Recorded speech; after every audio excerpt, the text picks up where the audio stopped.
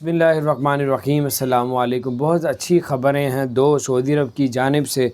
और एक तो पहली ख़बर ये है कि 17 मई से जो फ़्लाइटें ओपन होने जा रही हैं और ये अंदरूनी फ़्लाइटें होंगी या बहरूनी होगी, लेकिन उन्होंने कहा फ़्लाइटें ओपन होनी जा रही हैं।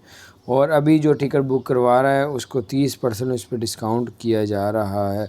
तो बाकी इन्फॉर्मेशन आप लोग ज़रूर लें। और 15 टन जो है सऊदी अरब के बादशाह ने पाकिस्तान को 15 टन खजूरों का तोहफ़ा दिया है, यानी कि देने का ऐलान कर दिया। पाकिस्तान में आला दर्जे की जो खजूरें होंगी उसको भिजवाया जा रहा है। अपना ख्याल रखें। चैनल को सब्सक्राइब नहीं किया तो सब्सक्राइब कर दें, बेल आइकन प्रेस कर दें ताकि नई सी अपडेट्स आप तक पहुँचती रहे। अस्सलामु अलैकुम रहमतुल्लाहि व बरकातहू।